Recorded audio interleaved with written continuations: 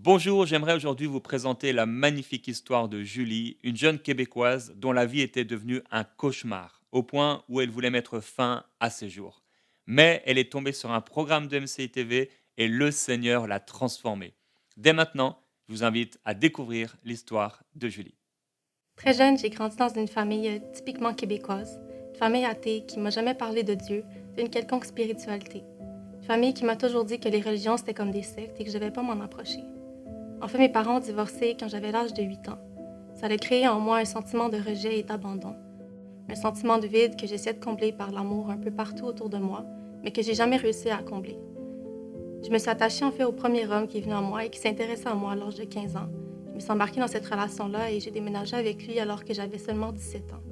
C'était une relation très toxique, une relation remplie d'abus, de tromperies et de mensonges qui m'apportait seulement plus d'anxiété et de souffrance. En fait, j'ai commencé à prendre la médication très jeune parce que les thérapeutes essayaient de trouver une solution, les psychologues aussi, mais personne ne pouvait réussir à réellement combler ce vide qui était en dedans de moi. Personne ne trouvait une solution pour moi. Tout ce que j'ai fait, en fait, c'est m'accrocher à la médication parce que c'était ma seule solution. J'avais le choix entre les souffrances de l'anxiété ou les souffrances, en fait, de la médication. Donc, j'ai été vers la médication parce que c'est la seule chose qui me permettait de vivre. J'arrivais plus à sortir de chez moi, j'arrivais plus à travailler. Je sortais au marché à peine 5 minutes. Je revenais chez moi et je faisais de l'anxiété. J'avais des crises d'angoisse qui duraient des heures. Je pleurais, je voyais juste du noir, j'avais juste envie de mourir. Je savais plus quoi faire, je savais plus vers qui me tourner. J'avais des cauchemars chaque nuit, je voyais des démons, j'avais des sueurs nocturnes. Je me réveillais le matin complètement démolie. Mais je réussissais quand même à pouvoir persévérer dans la vie, en essayant encore de trouver le bonheur, en essayant encore de combler ce vide que j'arrivais pas à combler. Puis en 2022, j'ai changé d'emploi. J'ai rencontré un collègue qui s'appelle Hassan. Hassan, ayant vu ma souffrance, ma détresse, a décidé de commencer à me parler de Jésus. Au début, je le prenais pas trop au sérieux, je croyais pas trop parce que je me disais justement que c'était une secte. C'est ce qu'on m'avait toujours enseigné. Mais j'ai commencé à m'intéresser à Dieu à un certain moment en me disant que peut-être que ça allait m'apporter quelque chose. Que les médicaments n'ont jamais réussi à faire quelque chose dans ma vie, alors peut-être que Dieu, lui, s'il existait réellement, qu'il allait faire quelque chose dans ma vie. Après un mois de persévérance, à m'envoyer des versets bibliques, à me parler de Jésus, à me parler de Dieu, de sa puissance, j'ai finalement accepté d'aller à une soirée de prière. À cette soirée de prière, les gens priaient pour moi, m'ont donné tout l'amour que j'avais jamais reçu et je comprenais pas pourquoi ces gens m'aimaient autant. Cette soirée-là, je suis rentrée chez moi et j'ai eu un conflit avec mon ex-conjoint. Il était pas content parce que j'étais allée à une soirée de prière. J'ai eu la plus grosse crise d'angoisse de ma vie à ce moment-là. La souffrance, la détresse. Je voyais juste du noir et j'avais envie de mourir. En fait, après avoir reçu autant d'amour, je me faisais juste persécuter et je comprenais pas pourquoi je recevais autant de haine simplement pour avoir été à l'église. J'ai donc tenté d'écrire à mon ami Hassan. Il m'a envoyé une vidéo de EMCI TV, une vidéo prière inspirée en fait par Jérémy Sourdril. Une vidéo que je me rappelle s'appelait Personne ne m'aime, les souffrances de la solitude. Déjà, le titre m'a beaucoup interpellée parce que je me sentais exactement comme ça. Je me sentais seule. En fait, dans cette prière, Jérémy pleurait pour les gens qui se sentaient seuls. Et je pleurais avec lui. Je me rappelle, je me suis mis à genoux. Et j'ai décidé de prier pour la première fois, dans l'espoir, dans l'espérance que quelqu'un allait m'appeler, me comprendre en fait quelque part, que quelqu'un allait m'entendre, entendre ma souffrance et répondre à mes cris. Pour la première fois cette soirée-là, j'ai ressenti la présence de Dieu, j'ai ressenti son amour. J'ai ressenti le Seigneur m'envelopper dans ses bras et un amour comme j'avais jamais ressenti auparavant. Comme si ce vide qui était toujours en dedans de moi avait enfin été comblé par quelque chose. Et je peux vous dire que ça a été la plus belle sensation de toute ma vie. L'amour, à ce moment-là, était tangible. Je pouvais sentir la présence du Seigneur devant moi et ça a été vraiment un moment magique pour moi. J'ai dit au Seigneur, je doute de toi, je sais pas si t'es réel, mais si réellement t'es réel, alors enlève-moi cette anxiété qui est à l'intérieur de moi. Délivre-moi et aide-moi à trouver une nouvelle vie, une nouvelle joie en toi. Parce que moi, j'en peux plus de ces idées noires, j'en peux plus de vivre comme ça. Après cette émission, j'ai eu la plus belle nuit de ma vie. J'ai dormi comme un bébé, j'ai pas eu de cauchemar, j'ai pas vu de démons. Je me suis réveillée le lendemain matin avec un sentiment de joie et de liberté. Je suis passée au travers de ma journée comme jamais auparavant. J'avais enfin plus le sentiment de suffoquer. Je me sentais bien. Je suis rentrée chez moi en fait ce soir-là et mon ex m'a dit quelque chose qui m'a marquée. C'était le 19 mai 2022, je vais toujours m'en rappeler. Il m'a dit on dirait que t'es quelqu'un d'autre, on dirait qu'on t'a échangé par une nouvelle personne, je comprends plus qui t'es. Et dans la journée, je venais tout juste de lire 2 Corinthiens 5 qui dit qu'on est des nouvelles créatures dans le Seigneur. Moi, ça m'a juste encouragée et ça m'a montré que je pouvais réellement me fier à la parole de Dieu et qu'il accomplit sa parole en tout temps. Donc ça m'a donné le courage et la force de tout mettre derrière. Cette soirée-là, j'ai décidé de le quitter. Donc je l'ai confronté, je lui ai dit c'est fini nous deux, on vend la maison et je m'en retourne vivre à Montréal. Lui, il comprenait rien, mais pour moi, c'était réellement un sentiment de liberté. J'avais tenté de faire ce pas pendant 7 ans et j'avais jamais réussi, mais le Seigneur m'a réellement donné le courage de le faire. Et pour moi, c'était la plus grande liberté, la plus grande joie. Ce sentiment de joie et de liberté m'avait amené à oublier ma médication. Après quelques jours, j'ai réalisé que j'étais complètement guérie. J'avais plus aucun effet secondaire, aucun symptôme. La même fille qui avait peur de sortir de chez elle était dans la rue avec son église à partager la bonne nouvelle de Jésus. Aujourd'hui, je suis complètement libérée. Je suis en paix, je suis heureuse parce que j'ai le Seigneur dans ma vie. Je suis mariée à Hassan. Oui, c'est même Hassan qui m'a harcelée avec les prières, avec les versets bibliques. Je remercie EMCI TV. Je remercie le pasteur Jérémy Sourdril que Dieu a vraiment utilisé pour me convertir, pour toucher cette jeune fille athée que j'étais anxieuse. Aujourd'hui, je suis libérée et je remercie Dieu pour tout ce qu'il a fait dans ma vie. Viens leur donner ce qu'ils ne peuvent pas trouver ailleurs. Viens leur donner, Seigneur, ce que personne n'arrive à leur donner. Ce que Dieu a fait dans la vie de Julie à travers l'émission Prière inspirée, il l'a fait parce que des personnes telles que vous ont choisi de soutenir financièrement le ministère EMCI. Mais Dieu veut faire bien plus encore parce qu'il y a un grand nombre d'âmes qui doivent encore être sauvées et transformées par la puissance du Seigneur. Comment le Seigneur le fera-t-il? Il va continuer de le faire à travers les émissions de MCI TV, mais également à travers ce magnifique projet Ma Bible, mais il ne le fera pas sans vous. C'est pourquoi nous avons aujourd'hui besoin de 20 000 partenaires mensuels qui puissent soutenir cette vision afin que, comme Dieu l'a fait pour Julie, il puisse le faire encore pour un grand nombre de personnes et cela, il le fera en partenariat avec vous. Alors merci de tout cœur de rejoindre la grande famille des partenaires de MCI. Dès maintenant, faites partie des 20 000 partenaires mensuels qui porteront la vision de MCI et qui l'amèneront encore plus loin. Pour faire votre don, rendez-vous sur emcitv.com/20 000.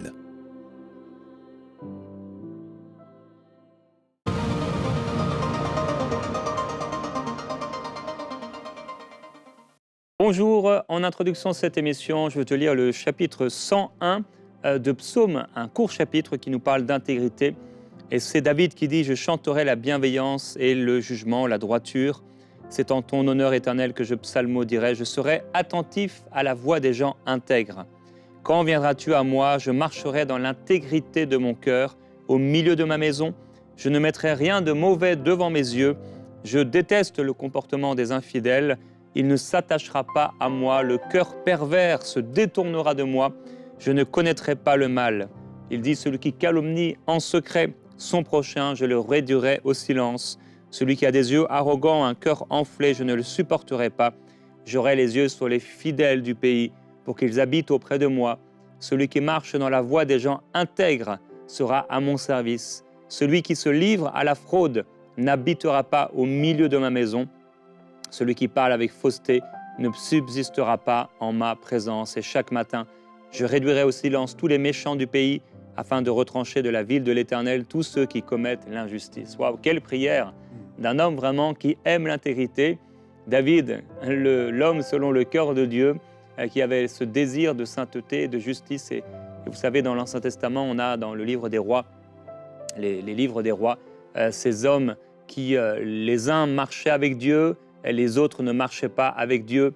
Et il y a vraiment cette différence marquante entre ceux qui marchaient avec Dieu et ceux qui ne marchaient pas avec Dieu. David a fait le choix de marcher avec Dieu et je prie aussi que ce soit ton choix de marcher avec ton Dieu et d'avoir sur ta vie en tout temps son regard d'approbation. Je vais partager un très court témoignage mais édifiant de Natacha d'Haïti. Une nouvelle fois, j'ai choisi Haïti pour ce témoignage. Elle dit j'avais du mal, donc elle raconte qu'elle avait du mal à avoir un enfant.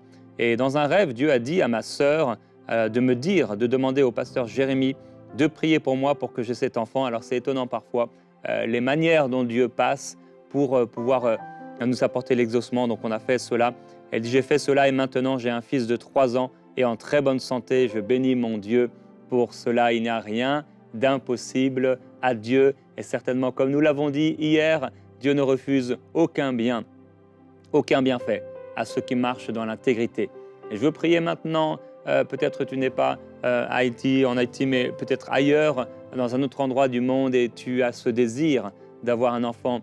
Et je prie maintenant et je veux m'accorder aussi avec la grâce ici que cette faveur de Dieu te soit donnée et que tu puisses avoir ce cadeau de pouvoir enfanter cet enfant que tu veux, ces enfants que tu veux, selon le cœur de Dieu Nous voulons le déclarer maintenant dans le nom du Seigneur Jésus-Christ.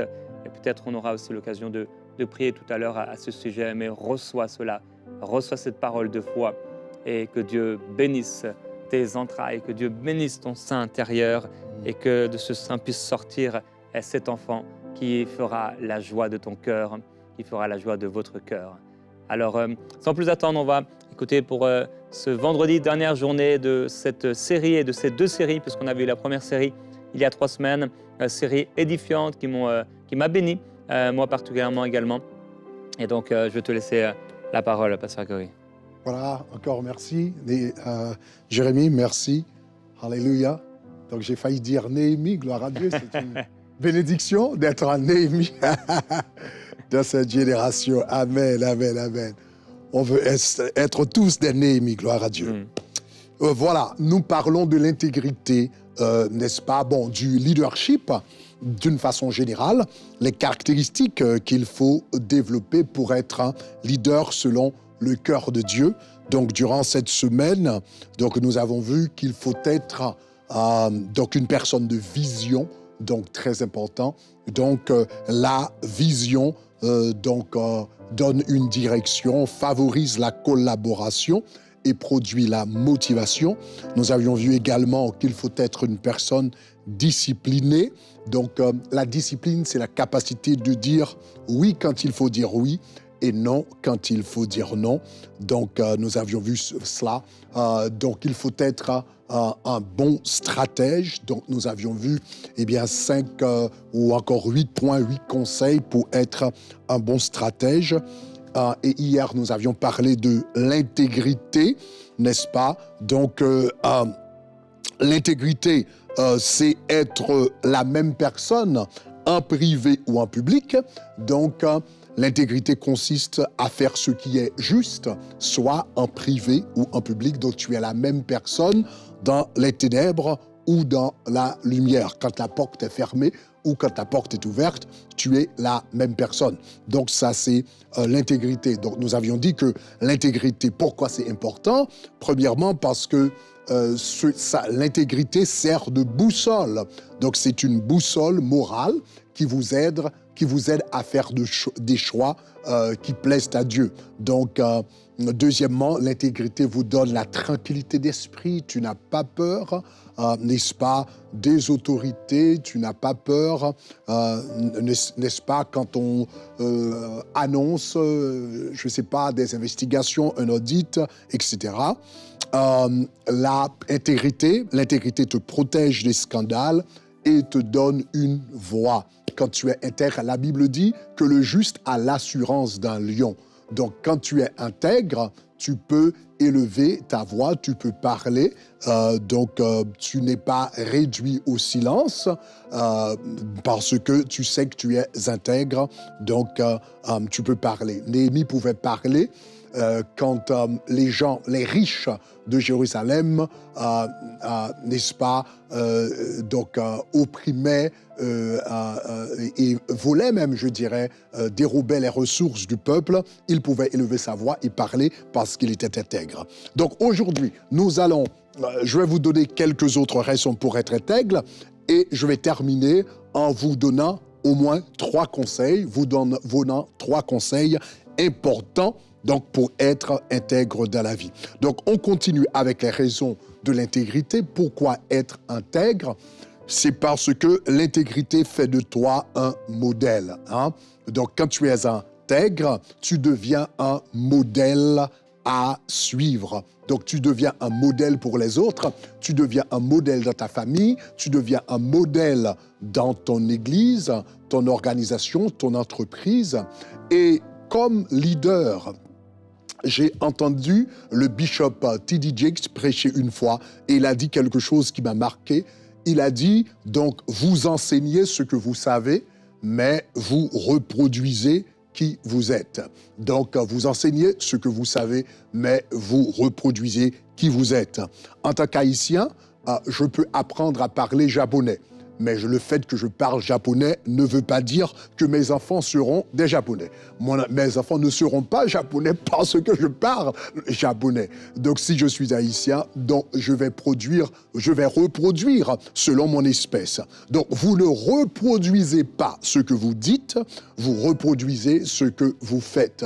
Donc je reprends, en tant que leader, vous ne reproduisez pas ce que vous dites, vous reproduisez ce que vous êtes. Donc cela veut dire, si vous êtes responsable d'une organisation, d'une entreprise, et vous n'êtes pas honnête, peu importe les prédications que tu donnes sur l'honnêteté, les exhortations, ça ne va pas marcher parce que tu ne reproduis pas ce que tu dis, tu reproduis qui tu es. Mais si tu es honnête, eh bien l'honnêteté que tu as, eh bien va se reproduire tout à travers l'organisation. Donc, est-ce qu'il peut y avoir des exceptions de temps en temps qu'il y ait quelqu'un qui ne soit pas intègre? Ça peut arriver, mais d'une façon générale, eh bien, l'intégrité, eh bien, va être présent dans ton entreprise parce que toi, tu es intègre. Donc, ça, c'est important. Et l'intégrité également assure, quand tu es intègre, cela attire du respect.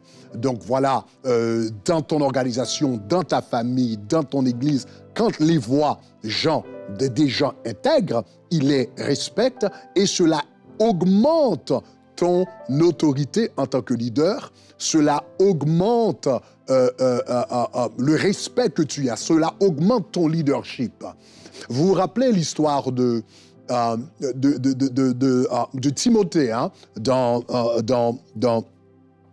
1 Timothée, Paul parlait à son fils spirituel Timothée. Paul a été pasteur à Éphèse pendant un certain temps, donc je crois pendant 2 ans, Paul était pasteur à Éphèse et à un certain temps, il a dû laisser Éphèse.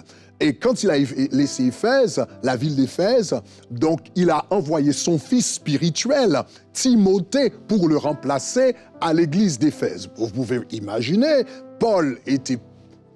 ils avaient Paul comme pasteur, le grand apôtre Paul comme pasteur, n'est-ce pas? Et soudainement, maintenant, apôtre Paul, celui qui est venu remplacer apôtre Paul, c'est Timothée, l'évangéliste Timothée, un peu timide, un peu réservé, mais très jeune. Donc Timothée n'avait pas le même respect que Paul avait auprès des gens de l'Église.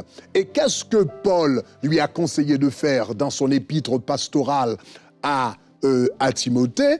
Il a dit à Timothée que personne ne méprise ta jeunesse. Donc je sais que tu es jeune et les gens ne te donnent pas, ne t'accordent pas le même niveau de respect qu'ils m'accordaient. Donc il a dit, voilà ce que tu dois faire, que personne ne méprise ta jeunesse, mais pour que personne ne méprise ta jeunesse, pour que personne ne méprise ton leadership, ton autorité, parce que tu es jeune, voilà ce que tu vas faire. Que personne ne méprise ta jeunesse, mais sois un modèle. En parole, en conduite, en charité et en pureté. En d'autres termes, si tu es un modèle en parole, en conduite, en charité et en pureté, oui, c'est vrai que tu es jeune, mais les gens vont respecter ton leadership à cause de ton intégrité. Donc, l'intégrité inspire du respect. Donc, en tant que leader, donc c'est important, l'intégrité fait de toi un modèle, numéro 1. L'intégrité inspire du respect, numéro 2. L'intégrité préserve ton organisation, numéro 3, ou bien préserve donc l'institution donc que tu diriges, que ce soit ta famille, que ce soit une église, que ce soit une communauté, que ce soit un pays, peu importe, ce qui va préserver l'intégrité, ça va t'aider à préserver l'organisation que tu diriges. La Bible dit, dans Psaume 25, verset 21, le psalmiste dit que l'intégrité et la droiture me protègent. Que l'intégrité et la droiture me protègent, car je mets en toi mon espérance. L'intégrité et la droiture protègent. Ça va te protéger non seulement individuellement, mais ça protégera également ta famille, ton église, tes enfants, ton pays, ton ministère, etc. Donc l'intégrité ne protège pas seulement des individus, mais également des institutions peuvent être protégées par l'intégrité. Donc comme j'ai dit, quand tu es intègre, avec le temps, cette intégrité va se reproduire dans l'institution que tu diriges. Il y a l'histoire de la Grande Muraille de Chine qui a été construite, n'est-ce pas? Les Chinois avaient construit une Grande Muraille, donc jusqu'à présent qui existe, qu'on appelle évidemment la muraille, la Grande Muraille de Chine, n'est-ce pas? La Grande Muraille, donc qui se trouve en Chine. Quand cette muraille a été construite pour protéger les Chinois des invasions barbares. Mais durant les 100 premières années de cette muraille, les 100 premières années d'existence, la muraille de Chine, ou encore Chine, a été envahie à 3 reprises par des barbares. Voilà, ils ont passé tout ce temps, ils ont dépensé toute cette énergie à bâtir la Grande Muraille de Chine. Et durant les 5 premières années, eh bien, la Chine a été envahie 3 fois par ces barbares, eh bien, il avait construit une muraille pour se protéger de ces barbares. Mais voilà qu'il était envahi 3 fois. Eh bien, quel était le problème? Pas une seule fois, les barbares n'ont brisé les barrières ni les ont franchies. Donc, en réalité, ils n'avaient pas besoin de briser les barrières. Au lieu de cela, ils soudoyaient les gardiens et ils sont passés par la porte. Ils sont passés par les barrières, pardon. Ils n'ont pas brisé les barrières, mais ils sont passés par les barrières parce qu'ils avaient soudoyé les soldats, les gardiens de la ville.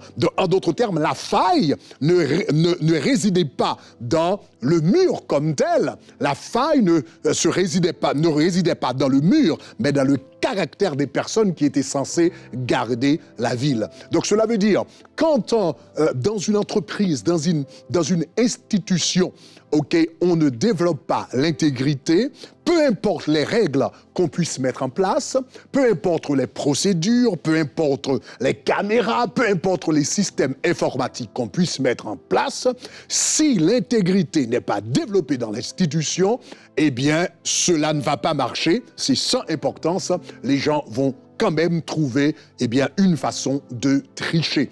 Donc la protection d'une institution, que ce soit une église, que ce soit un ministère, une organisation, la famille, c'est l'intégrité. Donc l'intégrité, premièrement, j'ai dit, c'est important, parce que cela fait de toi un modèle. C'est important parce que cela augmente ton leadership. C'est important parce que cela protège l'organisation. Et finalement, c'est important parce que cela préserve ton héritage. Cela préserve ton héritage en tant que leader. En tant que leader, en tant que père de famille, en tant que pasteur, en tant que chef d'entreprise, en tant que chef d'État, l'intégrité préserve votre héritage. Pourquoi je dis cela? La Bible dit dans Ecclésiaste, la Bible dit dans le livre des Proverbes, une bonne réputation vaut mieux que le bon parfum. Une bonne réputation vaut mieux qu'un bon parfum. Vous vous rappelez que dans ce temps-là, les parfums, n'est-ce pas, coûtaient très très cher. On parlait par exemple du parfum de nard, etc. Les mages d'Orient ont apporté du parfum à Jésus, etc. Les parfums coûtaient beaucoup d'argent, c'était très très cher.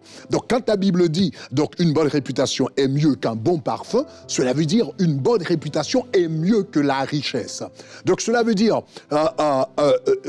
en tant que chrétien, en tant que leader, le plus grand, l'héritage le plus important que tu vas laisser aux générations futures, à tes enfants biologiques, n'est-ce pas, et peut-être même spirituels, à ton organisation, etc., l'héritage le plus important que tu vas laisser derrière toi sera ton nom. C'est ton nom, ton nom, ton nom.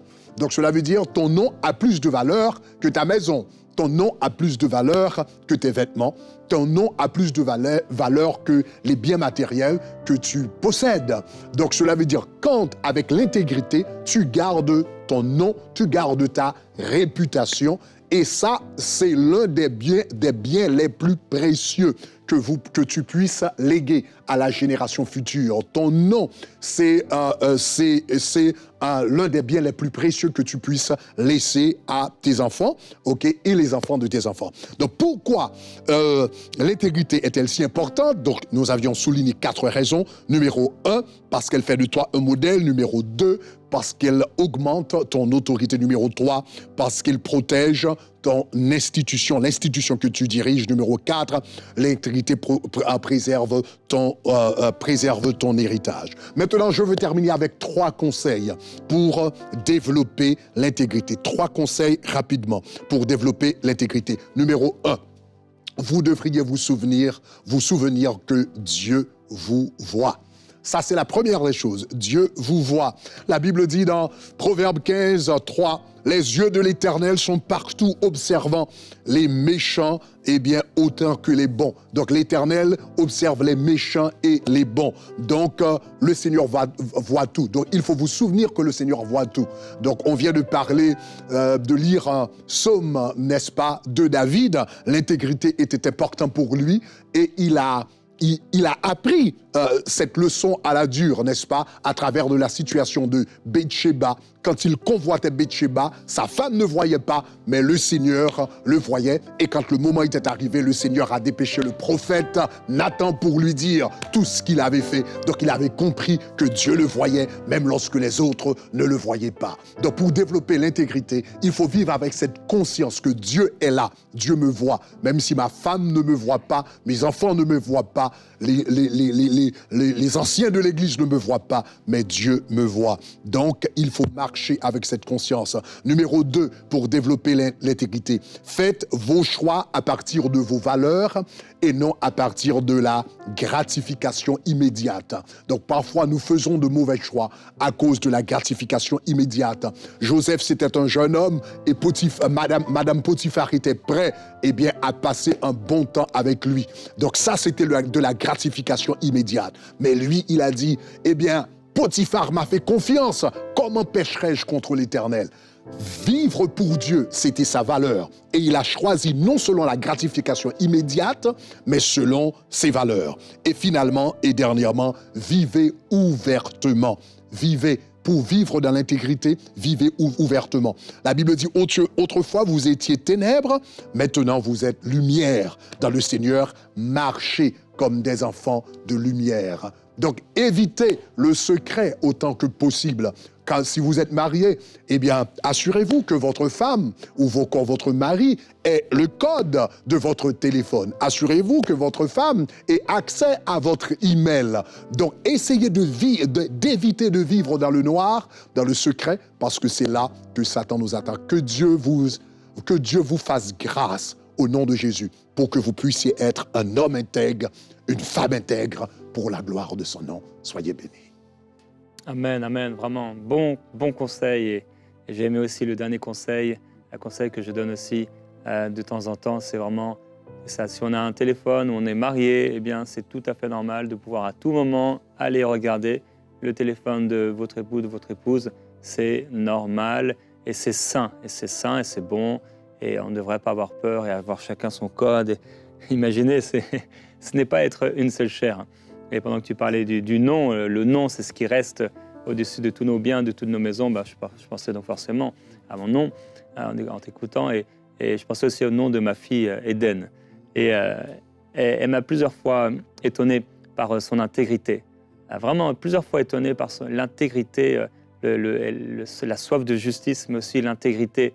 Et je me dis, oh, merci Seigneur, parce qu'elle aura aussi un nom. Alors que Dieu te bénisse, ma chérie, pour ton intégrité et pour ta justice. Alors qu'elle est en ce moment à l'école biblique aux États-Unis. Elle me manque un peu, c'est peut-être pour ça que je pensais à elle. On va prier par rapport à cette parole. Elle termine dans quelques jours là, à l'école biblique, donc elle va être à la maison. Seigneur, nous voulons te remercier pour ta grâce et pour la bénédiction que tu réserves pour ceux qui marchent avec toi, cette parole que tu nous donnes aujourd'hui. Et Seigneur, oui, je prie pour quelqu'un. Aujourd'hui, son nom peut-être ne vaut pas grand-chose à cause des péchés de ses pères, parce que dans la famille, ça a toujours été la honte, ça a toujours été des voyous, des brigands, des personnes qui étaient toujours un peu malhonnêtes, on ne savait jamais vraiment. Il y avait une ombre qui pesait sur eux. Oui, Et Père, tu as choisi cette personne qui m'écoute maintenant. Mm. Tu l'as choisie. Tu l'as choisie. Tu l'as mise à part pour qu'elle t'appartienne. Tu as dit que tu ferais d'elle, Seigneur, un sacrificateur, un royaume saint. Et Père, même si aujourd'hui, il y a encore des choses qui essaient de revenir parce qu'il y a comme Mm. quelque chose de familial, Oui. comme une forme de malédiction, Oui, Seigneur. d'esprit qui essaie de revenir et de l'amener dans des choses Seigneur. qui ne te font pas plaisir, qui ne te sont pas agréables, des choses malhonnêtes. Mhm. Seigneur, il y a un esprit différent, l'esprit que tu as fait habiter en cette personne. Mhm. Et cet esprit la pousse à la sainteté. Mhm. Au nom du Seigneur Jésus-Christ, je viens maintenant déclarer que cet esprit qui l'amenait vers la malhonnêteté, ces oppressions qui l'amenaient, ces tentations, elles n'ont plus de pouvoir. Mhm. Ces choses qui ont été faites dans le secret, comme de la sorcellerie, où on a déclaré que la malhonnêteté, le vol, Mhm. la malice, tout ça sera attaché à cette famille. Seigneur, en toi, il n'y a plus de malédiction. Oui, Seigneur. Et les paroles qui nous sont données, alors qu'elles n'ont pas d'appui, elles n'ont pas de puissance. Père, cette personne, tu l'as mise à part. Toi-même, Jésus-Christ, tu as dit, je me sanctifie moi-même pour eux. Toi qui étais saint, tu te mettais à part. Seigneur, merci pour cette personne qui se met à part et qui devient saint, sainte, dans toute sa conduite. Une intégrité, devenir irréprochable, devenir parfait comme le Père. Seigneur, c'est ma prière pour ton peuple. C'est ma prière pour ce frère aujourd'hui, pour cette sœur. Merci Seigneur. Ouf. Seigneur, nous avons la volonté, mais nous n'avons pas la capacité. Hmm. Mais nous savons, Seigneur, que avec notre volonté, ta force va s'accomplir dans nos faiblesses. Comme il est écrit dans ta parole, Daniel a pris la résolution de ne Oui. pas se souiller. Mm. Et le Seigneur lui a fait grâce. Donc nous sommes venus à toi, Seigneur, en ce moment, pour te dire que, Seigneur, aide-nous. Nous savons à travers Christ, l'intégrité est déjà en nous à travers Christ, mais aide-nous à manifester le Christ qui est en nous au lieu de manifester la chair. Aide-nous à manifester les œuvres de l'Esprit ou encore le fruit de l'Esprit au lieu de manifester les œuvres de la Oui, chair. Seigneur. Aide-nous à crucifier la chair Hmm. qui veut toujours une gratification immédiate, une gratification matérielle immédiate, une gratification sexuelle immédiate, Mm. une gratification émotionnelle immédiate. Oui. Aide-nous, Seigneur, à crucifier la chair qui demande de la gratification immédiate à tout moment, pour que nous, Seigneur, puissions avoir les yeux sur la croix de la même manière qu'il est dit dans le livre d'Hébreux, ou bien que, Seigneur, à cause de la joie qui était devant le Christ, Mm. il a consenti la croix Mm. à cause de la joie qui était devant lui. Aide-nous, Seigneur, à consentir des sacrifices maintenant pour pouvoir nous réjouir plus tard. Apprendre à dire non maintenant pour que notre mariage soit plus fort, pour que notre ministère soit plus fort, pour que nous puissions léguer un nom qui fasse honneur Oui. non seulement à Dieu, mais à la famille. Mm. Plus tard, Seigneur, aide-nous, Seigneur, à crucifier la chair pour que Christ puisse se manifester en nous. Père, je prie pour les couples. Oui, Seigneur. Ananias et Saphira se sont unis ensemble Oui, Seigneur. dans le mensonge. Oh. Wow. Tu as dit à travers ton serviteur que ce n'était pas à des hommes, Hmm. et c'était au Saint-Esprit qu'ils avaient menti. Oui, Seigneur.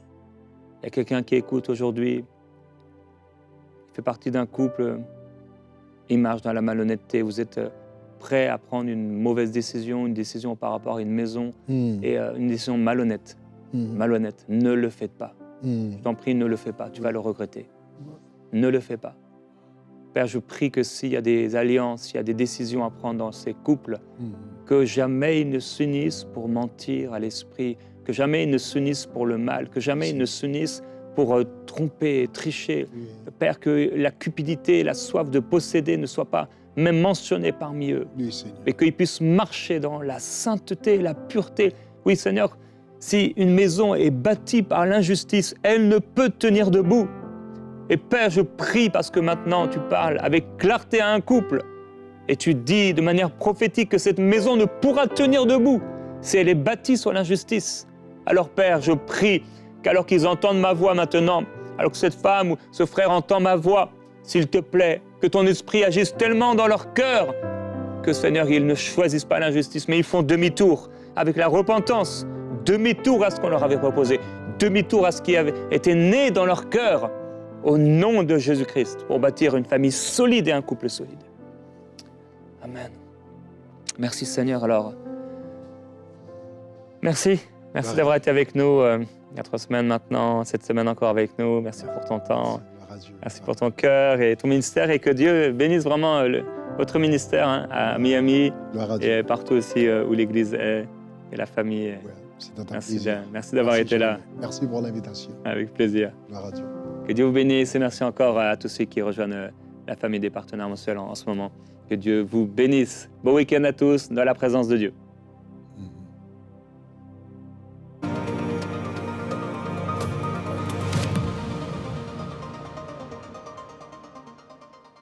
J'aimerais vous raconter l'histoire de Maria, qui a vécu sa vie chrétienne pendant des années seule. Mais grâce aux émissions EMCI, elle a pu être accompagnée, elle a pu être fortifiée et elle a aussi pu être équipée. Elle a même réussi à amener toute sa famille au Seigneur, et Maria est elle-même devenue partenaire de EMCI aujourd'hui.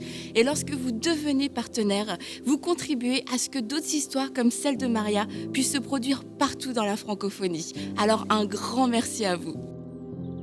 Dès maintenant, faites partie des 20 000 partenaires mensuels qui porteront la vision d'EMCI et qui l'amèneront encore plus loin.